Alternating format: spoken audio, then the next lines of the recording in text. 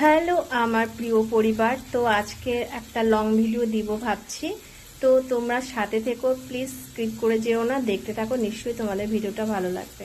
তো আজকে সকালটা স্টার্ট করলাম তোমাদের সাথেই।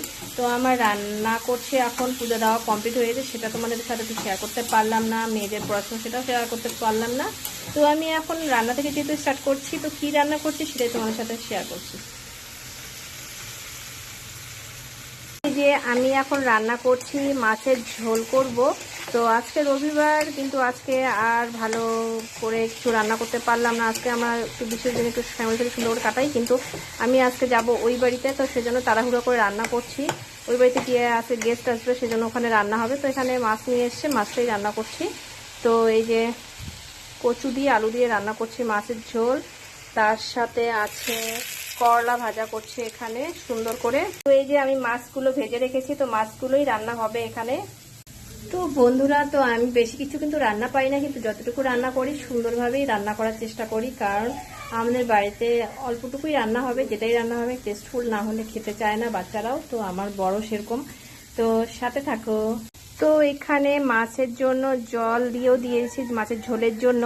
তো এই যে হচ্ছে এখন, তো ঝোলটা কমপ্লিট হয়ে যাক। কত সুন্দর একটা ফ্লেভার এসেছে, আর স্মেলটাও খুব সুন্দর বেরিয়েছে। জানি না এটা মাছের নাম কি, কিন্তু মাছটাতে খুব তেল ছিল।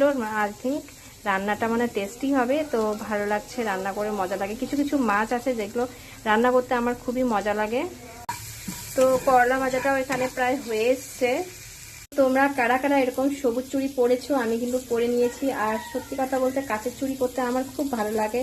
তো এই যে দেখো আমি পরে নিয়েছি আমার বরের কাছ থেকে। এগুলো আগে ট্রেন্ডিং ছিল না, যখন আমি 11-12-এ পড়তাম তখন তো ছিল না, তখন শুধু জলই ঢালতাম।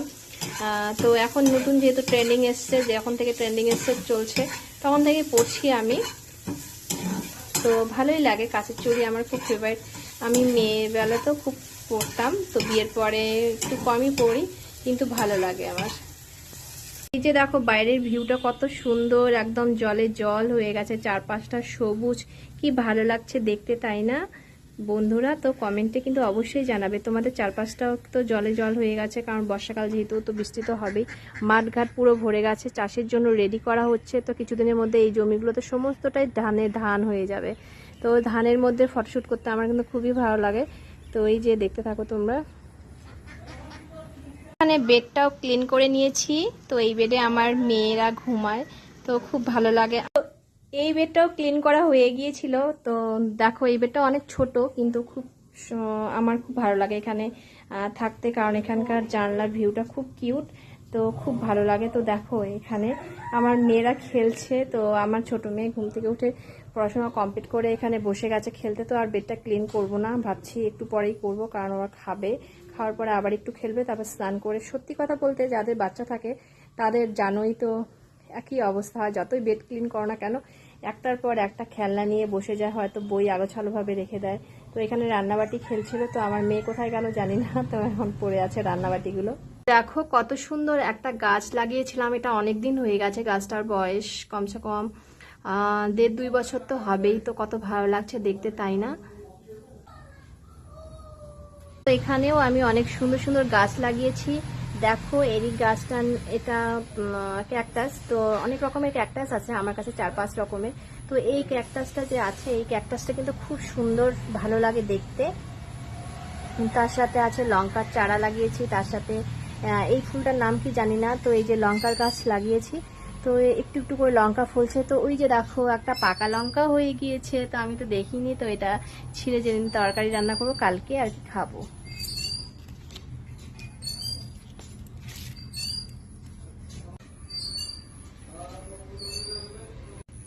তো এই যে দেখো একটা গাছ লাগিয়েছি, এটা পিঙ্ক কালার কাগজ ফুল, মানে গত বছর আমি কিনে এনে লাগিয়েছি।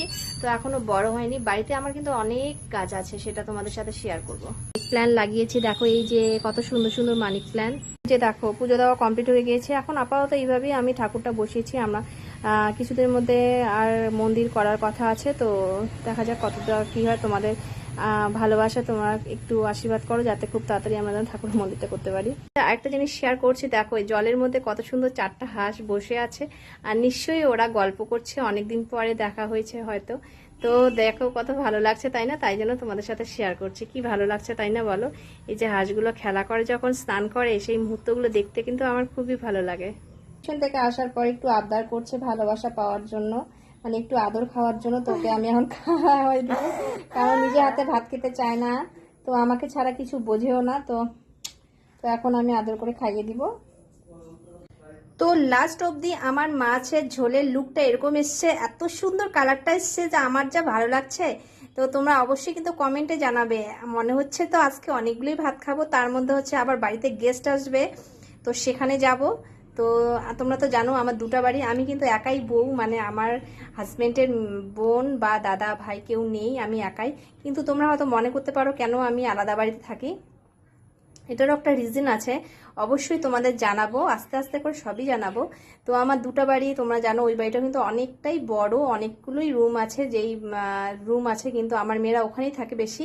এখানে শুধু আমিই থাকি আর হচ্ছে আমার হাজব্যান্ড থাকে।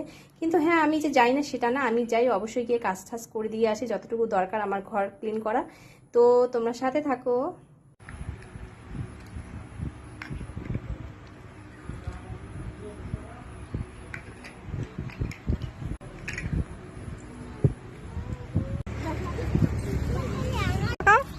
তাকাও তো এদিকে।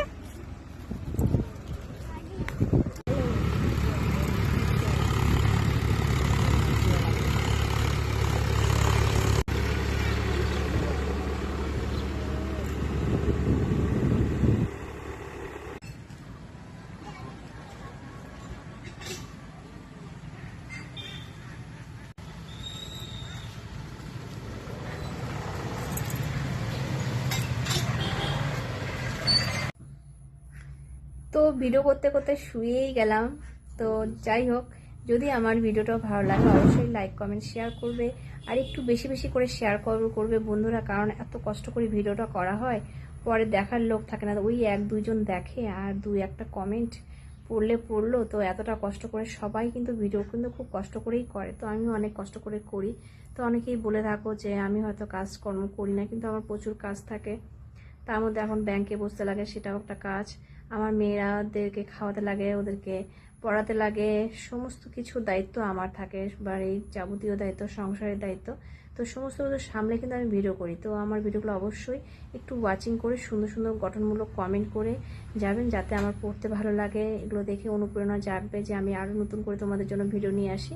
তো আজকের ভিডিওটা দেখার জন্য অনেক অনেক ধন্যবাদ, অনেক অনেক ভালোবাসা সকলকে। তো আজকের মতো টাটা।